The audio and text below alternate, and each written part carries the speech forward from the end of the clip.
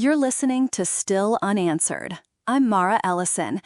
Tonight we return to Chicago's Southwest Side, Brighton Park, McKinley Park, to tell the story of two girls who left to see a movie and never came home, Barbara and Patricia Grimes. This is a case that has haunted this city for nearly 7 decades, and it's one I keep coming back to, not for the sensational bits, but because of two sisters, a grieving mother, and a long trail of questions that never quite closes. Tonight, I'm joined by Dr. Leon Ramirez, a forensic historian and former Cook County criminalist. Leon, thanks for being here. Thanks for having me. Thanks for having me, Mara. It's good to be with you, even when the work is hard. This is a case that brings together forensic limits of the 1950s, institutional friction, and a small family's enormous loss. We should treat it gently, but we also owe the girls every clear-eyed inquiry we can give. Exactly. Let's start where we always start, the girls themselves. Barbara Jean Grimes was 15. Patricia Kathleen Grimes had just turned 13. They lived in a Catholic, working-class household in McKinley Park. 7 children in the family, parents Joe and Lorretta Grimes. They were ordinary kids who liked movies and Elvis Presley. That detail, Elvis, became part of how the public imagined them. But Leon and listeners, remember, they were 2 kids, not a headline. Tell us a bit about how their ordinary lives set the scene for what happened that winter of 1956-57. Right. Post-war Chicago was a sprawling industrial place. Neighborhoods like Brighton Park were tightly knit. Kids walked to school, to church, to the movies. In late December of 1956, 2 things were true. Families trusted the streets more than we do today, and the weather was brutally cold. That cold matters later when people debate the condition of the bodies. Barbara and Patricia were described by neighbors and classmates as devoted Elvis fans. Posters on their walls signed club memberships. But they were also students, churchgoers, 2 sisters who were usually together. That's the image I keep returning to when we discuss investigative choices. They weren't out chasing trouble. They were teenagers on a Friday night, a little independence, repeating an already beloved routine, watching Love Me Tender for the 11th time. Yeah. By the way, it's important to note they left home around 7:30 p.m. on Friday, December 28, 1956, intending to be back before midnight. They had maybe $2.50 between them, not a fortune, just enough for a couple of tickets and snacks. Lorretta even told Barbara to keep 50 cents tucked in her zipped wallet, just in case they stayed for a second showing. Small details like that make them feel real, you know? You do. They become people, not abstractions. And that's why the next parts of the story are so wrenching. What followed was a massive search that devolved into rumor, conflicting witness statements, and a crime scene handled in ways that would make modern investigators cringe. The search did get very large. Hundreds of officers, volunteers, door-to-door canvassing. And then Elvis himself, of all people, weighed in, released a statement saying if the girls were real fans, they should go home. That's surreal. But the attention helped mobilize the city. It also invited a lot of noise, sighting reports, tipsters, a so-called psychic, and later, conflicting forensic opinions. Leon, let's talk about those sightings first. There were bus sightings. A guy named Roger Menard says he saw a green Buick pull up near the girls. Dozens of people claimed to see them through January. Why is that so important to how this case evolved? Because those sightings did 2 things at once. They kept hope alive for the family, and they created multiple competing timelines. If the girls were alive days or weeks after December 28th, then the autopsies that pointed to death within a few hours of that night are wrong or incomplete. If the autopsies were accurate, most of the sightings were mistaken or hoaxes. That tension shaped the investigation. The bus driver testimony, a CTA driver who reported two girls boarding an Archer Avenue bus and getting off near Western around 11:05 p.m., raised practical questions. Why would they get off halfway? Were they meeting someone? Or was it simply a mistaken ID? Memory in the middle of winter and in low light is notoriously unreliable. And then there's the anonymous calls to Sandra Tolston's parents on January 14, a frightened girl asking for Sandra. Sandra's mother later believed it was Patricia's voice. If that's true, then the idea that they died the night of December 28 becomes harder to hold.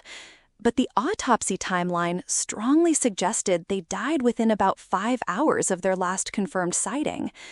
Leon, how did the coroner arrive at that, and what are the limits of that kind of estimation in 1957? In the 1950s, time of death estimation relied on body temperature, lividity, rigor mortis, stomach contents, and environmental factors.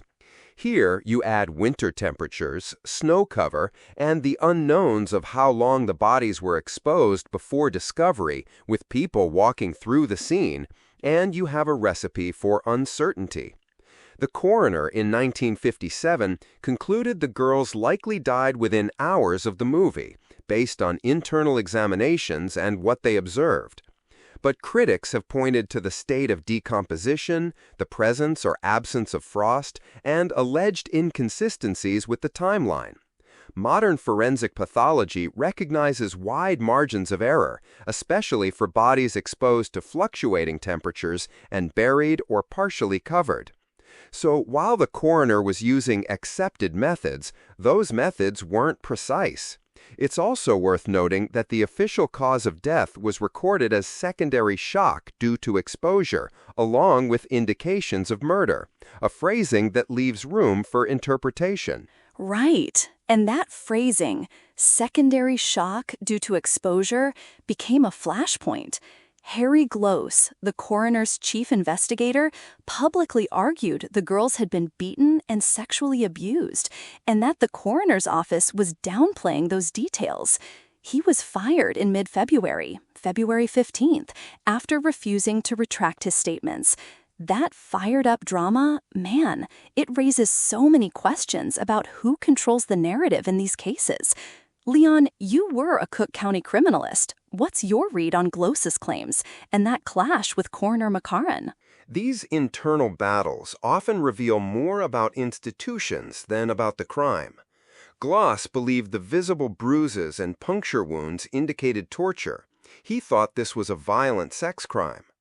Coroner Walter McCarran and his office took a more conservative path publicly, perhaps concerned about the girls' reputations or the family's wishes, or perhaps because they believed the science pointed elsewhere. Institutions can be protective of their own procedures, and in this case, political pressure likely played a role. Firing Gloss was symbolic. It suggested either a suppression of uncomfortable truths or a professional move to maintain a single official line. Either way, it eroded public trust and left an impression the full truth was being withheld. Lorretta Grimes herself pleaded publicly for the girls' safe return. She said she'd forgive whoever had them, a heartbreaking line that was all over papers. The press ran wild with speculation. Elvis, elopement, a green Buick, and then a stack of letters and tips, including an anonymous letter to Ann Landers that claimed two young men forced the girls into a car and included a partial plate. The letter never led anywhere conclusive. And then the bodies were found on January 22, 1957, along a rural road in Willow Springs. A driver initially thought they were mannequins. They were nude, side by side, partially covered in snow. The scene handling, though, that's where the case really started to slip, right? Yes, Willow Springs, a spot along what might be called German Church Road in some accounts, became the dumping ground. There were no signs of struggle at the ditch itself, which strongly suggests the killings happened elsewhere. But the moment the discovery happened, over 160 officers and hundreds of volunteers descended on the site, and they didn't secure it effectively. Snow was trampled, footprints and tire tracks obliterated, and potential trace evidence was lost. Forensic scene preservation was primitive by today's standards, but even then there were basic protocols to secure a scene. The chaotic search likely destroyed what could have been critical leads: tire impressions, unique shoe prints, or small items that might have tied a suspect to the dumping. Let me stop you there with a short question. Could that compromised scene alone be why the case remains unsolved? Or were there other major failures? It's a big reason, but not the only one. You add coerced confessions, conflicting witness reports, possible institutional cover-up, and limited forensic tools, and you have compounding failures. Even with a pristine scene, the 1950s didn't have DNA testing, and witness reliability was a bigger factor. So it's both lost evidence and investigative choices that matter. Okay, let's dig into suspects. The case had a handful of named leads: Edward Lee Benny Bedwell, a man called Walter Kranz who claimed psychic visions, and later Charles Leroy Melquist, who some suspect may have been responsible for other teen murders nearby. Start with Bedwell. He confessed, a 14-page confession, to beating the girls and dumping them, but then recanted, claiming coercion. How do we parse his confession versus the physical record? Bedwell is an instructive example of a coerced confession. He was a 21-year-old drifter, had cognitive limitations, and was in a system that, at the time, commonly used lengthy interrogations and pressure tactics. He signed a 14-page statement claiming involvement with a man named William Cole Willingham, saying they were with the girls in late December and early January. But the confession contained details inconsistent with the autopsies. For example, he claimed the girls had been drinking and eating hot dogs, which the autopsy did not corroborate. Employment time cards also placed Bedwell at his job during portions of the period he claimed to be with the girls. He later said detectives threatened and beat him, and that he confessed, believing officials would release him. The habeas corpus proceedings revealed much of this. The charges were dropped by March 4, 1957. In modern terms, Bedwell's confession probably tells us more about the interrogation methods than the crime itself. And Lorretta, the girl's mother, publicly rejected Bedwell's claims, saying her girls wouldn't have been on West Madison Street, which raises another recurring theme in these cases. When family statements clash with suspect narratives, whose memory or version do we privilege? Then we have Walter Kranz, the so-called psychic. He phoned giving directions to a park about a mile from where the bodies were found. He wouldn't give his name at first, was traced back, and then downplayed it as a drunken dream. How did law enforcement handle him? At first, police treated Kranz with suspicion. He knew an approximate area, after all. Handwriting experts examined a ransom-like letter to Lorretta, and some thought Kranz might have been involved. In the end, Kranz was interrogated, released, and never charged. Cases like this are maddening. A tipster knows too much, and yet nothing pins him to it. He becomes part of the folklore around the case, the idea that someone with local knowledge, or even a bad conscience, could call in without consequences. Then there's Charles Leroy Melquist, a man who later murdered Bonnie Lee Scott in 1958, not far from where Barbara and Patricia were found. Retired officer Ray Johnson and others have suggested Melquist could have been the Grimes killer. The pattern, teen girls, bodies dumped outside the city, is chillingly similar. But there's no hard evidence. Leon, how do we weigh pattern-based theory against hard evidence? Pattern analysis is useful, but dangerous when it's the only thread. Similar victimology and proximity can suggest a link, But without physical evidence or a confession that matches known, verifiable facts, it remains circumstantial. Melquist's conviction for Bonnie Scott raises eyebrows. Both cases involved young teen victims and remote dump sites. But latitude must be limited. Investigators need corroboration. Travel records, possession of personal items, witness sightings placing the suspect near the victims, or forensic links. In the 1950s, you didn't have DNA or cell phone records, so we need either a living witness who can tie Melquist to the Grimes girls or previously overlooked documentation. As it stands, Melquist is a reasonable suspect. He is not a proven perpetrator. I want to pause and let the weight of that settle. Pattern doesn't equal proof, and yet families always want someone to hold accountable. The Grimes case also sits next to other child murders in Chicago in the 1950s, the Schuessler boys in 1955 and Bonnie Lee Scott in 1958. Some retired cops like James Hennigan suspect a serial offender. That possibility keeps the fear alive in a way that's particularly hard to live with. Leon, shifting to the autopsy again, there was debate about sexual assault.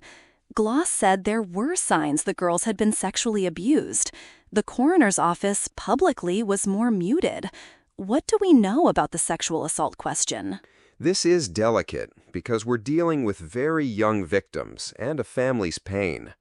Officially, the coroner's report did not publicly confirm definitive recent sexual intercourse, although there were internal findings, including claims of semen presence, that never reached a clear public consensus. Gloss argued there were signs of sexual violence and was vocal. McCarran's office resisted making that conclusion public. Some researchers suggest details may have been suppressed to protect the girls' reputations or the mother from additional trauma, an attitude not uncommon in that era. Whether by design or bureaucratic caution, the lack of transparency fueled conspiracy theories and limited subsequent investigative leads that might have focused on sex offenders in the area. There's always that question. Were officials trying to spare the mother and the family, or were they protecting the city's image? Either way, it complicated things. And then we have the problem of evidence preservation. Clothing missing, items found scattered elsewhere. If only some of that had been kept and could be DNA tested today. Leon, realistically, is there anything salvageable now? Realistically, after nearly 70 years, biological evidence degrades. If preserved properly in a climate-controlled archive, certain materials, like hair, bone, or well-preserved fabric with semen, might yield DNA, but it's unlikely, given notes from the case file, that clothing was handled poorly and that much material was lost or never collected. That said, cold case detectives sometimes find surprising items in old evidence lockers or in county archives. Boxed files, items that were mislabeled. If such items exist for the Grimes case and are intact, mitochondrial DNA or degraded nuclear DNA testing could be attempted. But the probability is low, and investigators candidly say the passage of time is the single biggest obstacle. There's a difference between forensic optimism, which we sometimes have, and the hard reality of degraded evidence. Still, the human element keeps the case alive. Retired detectives, family members, online sleuths. Ray Johnson and James Hennigan have kept the Grimes story in the public eye. Online communities pore over clippings and exchange theories. This work can help, and it can hurt. Leon, what's the ethical line between productive cold case amateur sleuthing and potentially harmful speculation? Good question. Productive contributions often come from sober rechecks of public records, generating new leads, and fundraising for legitimate cold case units. Harm occurs when armchair detectives publish unverified accusations, circulate rumors about living people, or harass families. The Grimes family, like most families of victims, deserves respect. Cold case research should be about unearthing facts and pushing law enforcement to re-examine leads, not about sensationalizing or identifying likely suspects without corroboration. Responsible sleuthing respects the living and tries to avoid re-traumatizing family members. Amen to that. Speaking of the family, Lorretta and Joseph lost 2 daughters, buried side by side at Holy Sepulchre Cemetery in Alsip, with classmates as pallbearers. The community raised money, the funeral home waived fees, and for a brief moment, Chicago came together. But the grief lasted a lifetime. One of their brothers, Jim Grimes, later said he's haunted, wondering about grandchildren that never were. It's personal for a family. It's public for a city. That duality sits at the heart of why this case still matters. Leon, any other threads we should pull on before we talk about the big unanswered questions? I think it's worth underlining the intersection of social attitudes and investigatory limits. In the 1950s, teens who liked rock and roll were sometimes judged morally. Newspapers ran lurid headlines. Police and coroners might have felt pressure to frame the story in a way that didn't scandalize a grieving mother. Meanwhile, forensic science lacked today's precision. Combine judgment, pride, political infighting, as with Gloss being fired, and you get a case where facts, perception, and politics intertwined. Those are the strands that make the case so intractable. Let's go through the major unresolved questions, one by one, and give listeners something clear to hold on to. Number 1, who killed Barbara and Patricia Grimes? We don't have an answer. Leading theories include a local predator, Charles Melquist, or men the girls might have gone with voluntarily. Leon? We don't have a proven perpetrator. The most plausible ideas hinge on local men with a history of violence against teens or a drifter who used opportunistic violence. Melquist is plausible but unproven. Bedwell was likely coerced into confessing. At this point, the best hope for resolution is either new testimonial evidence from someone who knows more or the miraculous discovery of preserved evidence linking a suspect to the victims. Number 2, were they lured or forced? Witness reports about a green Buick and the bus sightings make the luring hypothesis plausible, especially in cold weather. A warm car is an inviting option for 2 young girls. But other reports suggest they might have wandered to unfamiliar streets. The truth is, we don't know. Number 3, what about the claimed sightings? Many people said they saw the girls weeks after their disappearance. Leon, you touched on this earlier. How should we treat those sightings now? Memory is malleable, especially under stress and in the dark. Some sightings could be genuine cases of mistaken identity. Some might be hoaxes meant to get attention.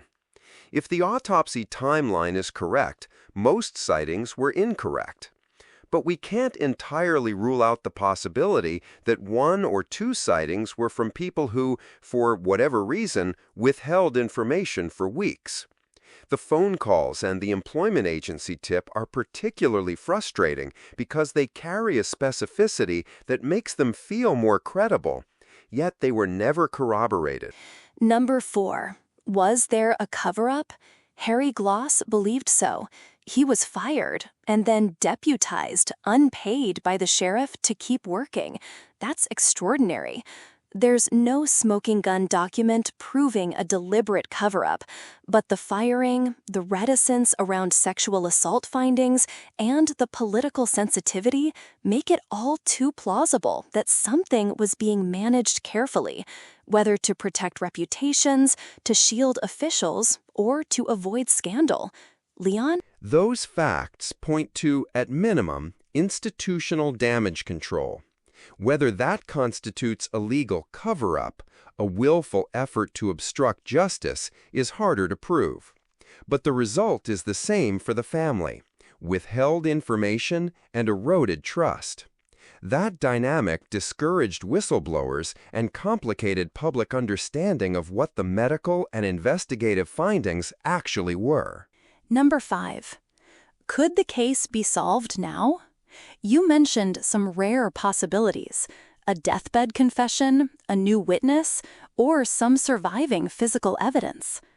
The detectives I've talked to over the years say they live for the day an elderly man or woman realizes what they saw and comes forward.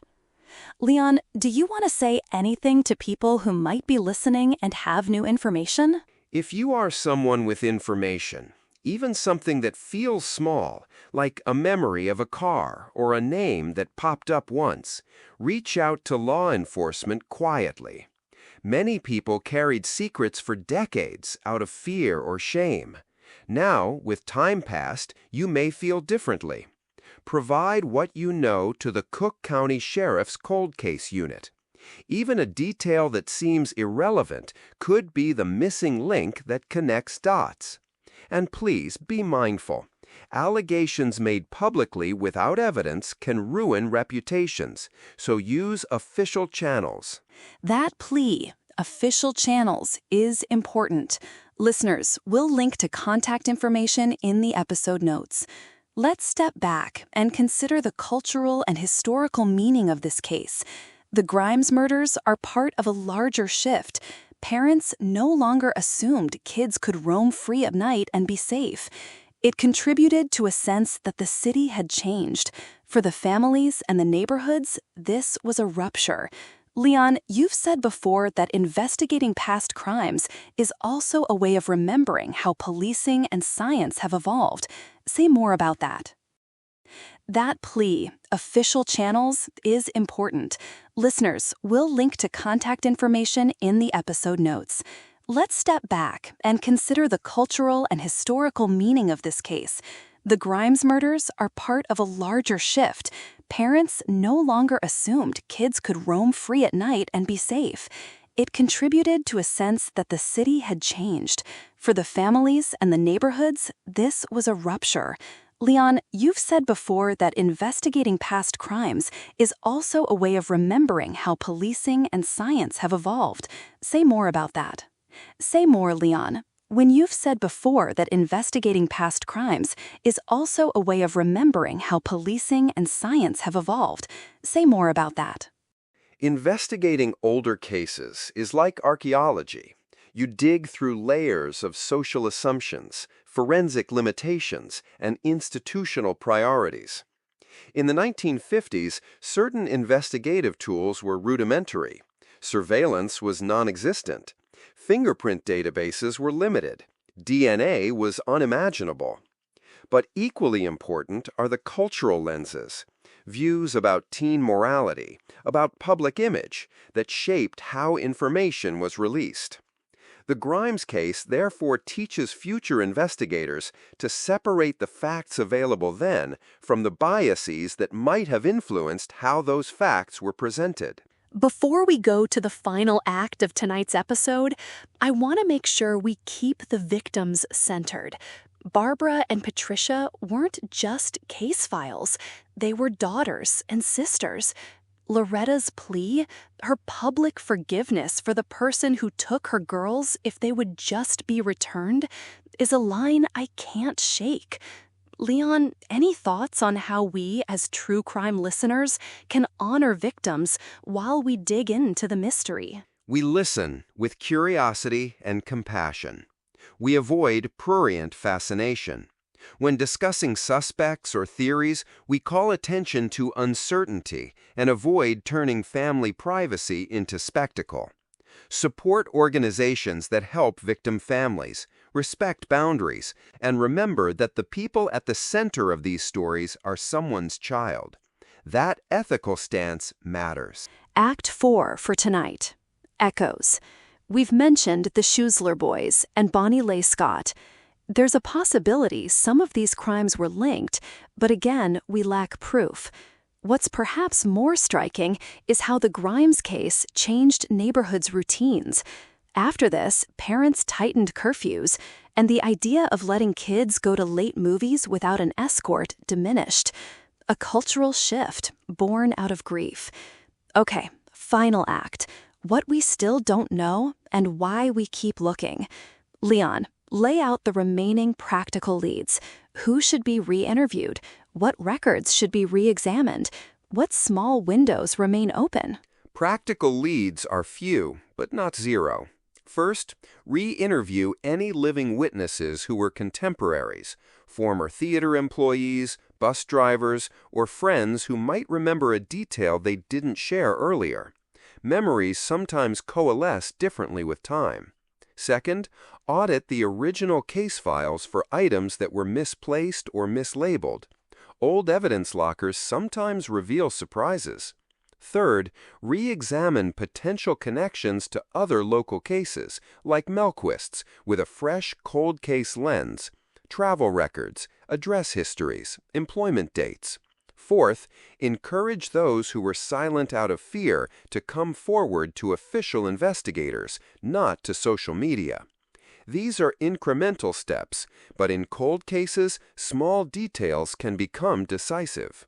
If I can add, investigate the anonymous calls and letters with modern tracing techniques, if any records still exist, and press for transparency over what the coroner's office handled at the time. Families deserve to know as much as is possible.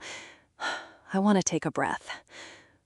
For listeners who want to help, beyond contacting law enforcement with tips, think about supporting organizations that help cold case units and families. And keep the girls' names in mind. That's how we honor them. One last forensic note. Even when physical evidence is gone, corroborated testimony can be powerful. People don't realize how often older cases are cracked because someone mentions a detail heard in a family kitchen, a dying confession, or a documented travel pattern that puts a suspect in the area. So public memory matters as much as laboratory work in these cases. Before we wrap, Leon, tell listeners what sticks with you when you think of Barbara and Patricia. What sticks is their ordinariness. Two sisters who liked a movie and an idol of the era. Their deaths remind me how fragile life is and how easily investigative missteps can obscure truth. But they also remind me why persistence matters. Decades of retired officers, family members, and community advocates still looking. That persistence is a form of reverence. I agree. And for me, I think about Lorretta standing up in the papers, begging for her daughters to be returned, promising forgiveness, and how that mercy contrasts with the violence that might have been done to them. That image keeps me humble in the face of unanswered questions. We'll close with what we always do on Still Unanswered.